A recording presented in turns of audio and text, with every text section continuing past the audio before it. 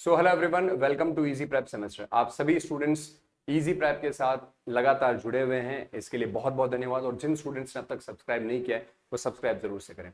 इस सीरीज के अंदर, इन वीडियोस के अंदर जो अभी हम अपलोड कर रहे हैं रिसेंट में, इन सब के अंदर हम आपके थर्ड सेमेस्टर के एग्जाम में आपकी परफॉर्मेंस कैसे और बेस्ट हो सके उसको लेकर के हम काम कर रहे हैं, जैसा कि हमने आपके लिए फर्स्ट सेकेंड सेमेस्टर में भी किया है।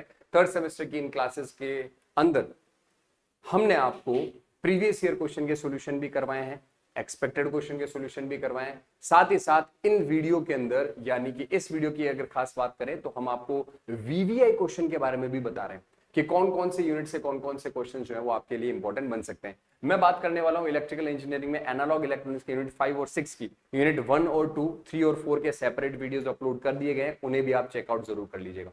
यूनिट नंबर 5 और 6 की अगर बात करें तो इनमें एग्जाम में कौन कौन से क्वेश्चन आ सकते हैं उसके बारे में मैं यहां पर आपसे डिस्कस करना चाहूंगा। और ये क्वेश्चन अगर आपने कर लिए तो समझ लीजिए कि एग्जाम में आप फुल मार्क्स लेकर के आ पाएंगे। यानी आपको पास होने का तो डर है, वो तो बहुत दूर चला जाएगा। आप एकदम बढ़िया से कॉन्फिडेंट रहेंगे कि हाँ सर, मेरे को फुल कॉन्फिडेंस है, मैं अच्छे मार्क्स लेके आऊंगा। यूनिट नंबर 5 जो है वो आपके ऑपएम की एप्लीकेशन है, ऑपएम की एप्लीकेशन है, और वो भी लीनियर एप्लीकेशंस। और यूनिट नंबर 6 जो है वो भी ओपेम की एप्लीकेशंस ही है, मतलब ओपेम ही ओपेम भरा हुआ है एनालॉग के अंदर, आपके ओपेम की एप्लीकेशंस ही है। बस यहाँ फर्क सिर्फ इतना है कि ये नॉन लीनियर एप्लीकेशंस हैं आपके ओपेम की। तो लीनियर एप्लीकेशन और नॉन लीनियर एप्लीकेशन में मैं कुछ टॉपिक्स के नाम लिखूंगा जो आपको आने चाहिए, जो एग्जाम में सबसे ज्यादा पूछे जाते हैं या बार बार रिपीट होते हैं, जो आपको करने ही करने हैं।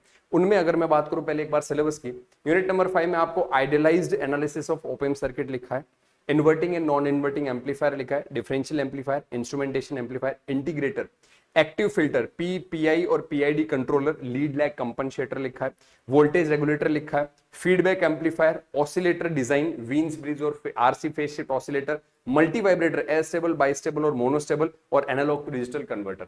बहुत बड़ा यूनिट है, सिलेबस में कहने को 8 घंटे का दिया है, मगर ये सच में यकीन मानिए बहुत ज्यादा कंटेंट है जो आपको एक साथ मर्ज करके दे दिया। मगर मैं अगर बात करूं सवाल की, तो क्वेश्चन लिमिटेड एरिया से ही हर साल लगभग पिकअप किए जाते हैं। सबसे मेन और सबसे इंपॉर्टेंट टॉपिक मैं यहां पर आपके लिए लिखना चाहूंगा, ऑसिलेटर। ऑसिलेटर, अब आपको यहां पे दो ऑसिलेटर दिए गए, एक तो दिया गया वीन्स ब्रिज और एक दिया गया आरसी फेज शिफ्ट। मैंने दोनों ही क्लास के अंदर आप लोगों को बहुत डिटेल में पढ़ा रखे हैं।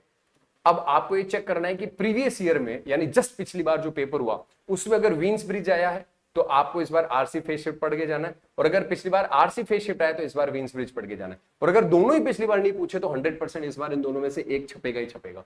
ऑसिलेटर वेरी इंपॉर्टेंट है। ऑसिलेटर में वीन्स ब्रिज और आरसी फेज शिफ्ट ऑसिलेटर दोनों की ही फ्रीक्वेंसी का डेरिवेशन आपसे कराया जाता है।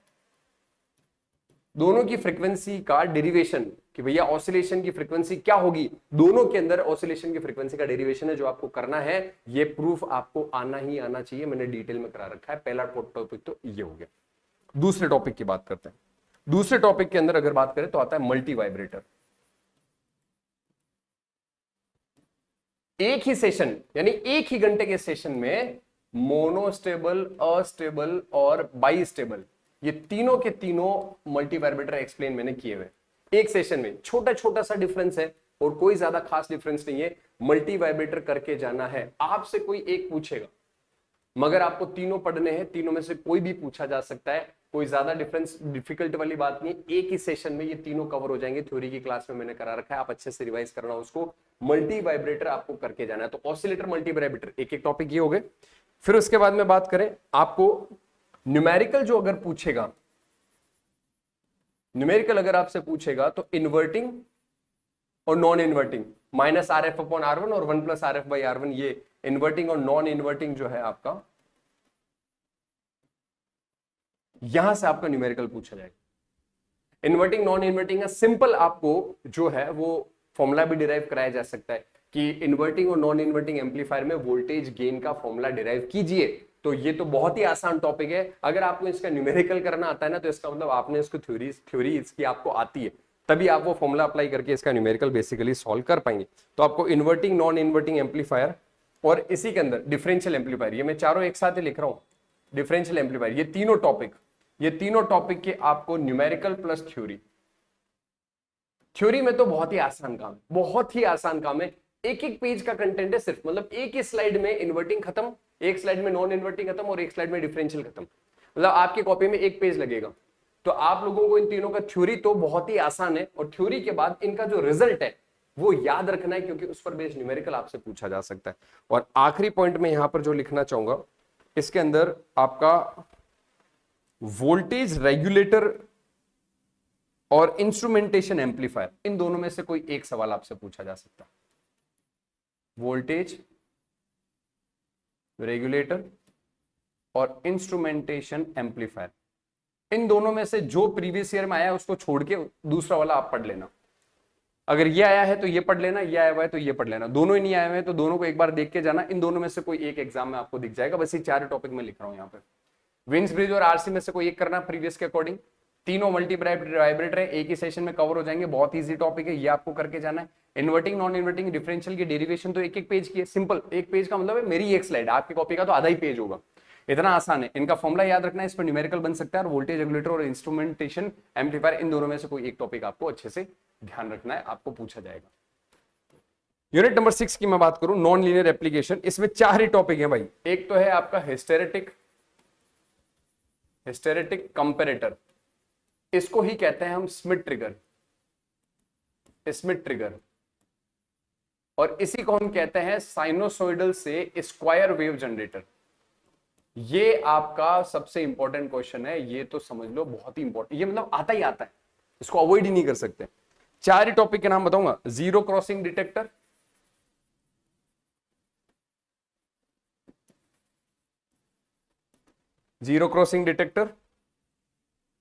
प्रिसीजन रेक्टिफायर,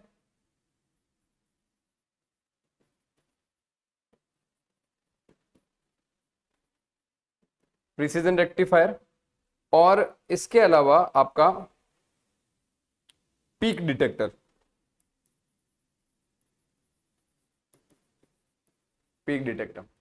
बस ये चार टॉपिक है।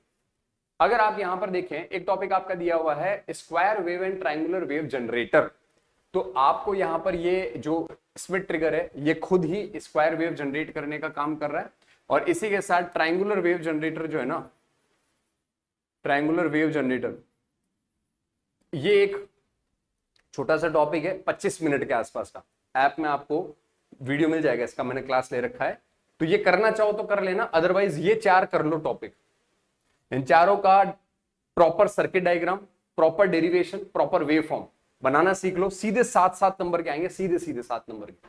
ये चार टॉपिक आपको करके जाने हैं, इन चार में से कोई 3 कर लो तो भी कोई बात नहीं, काम चल जाएगा।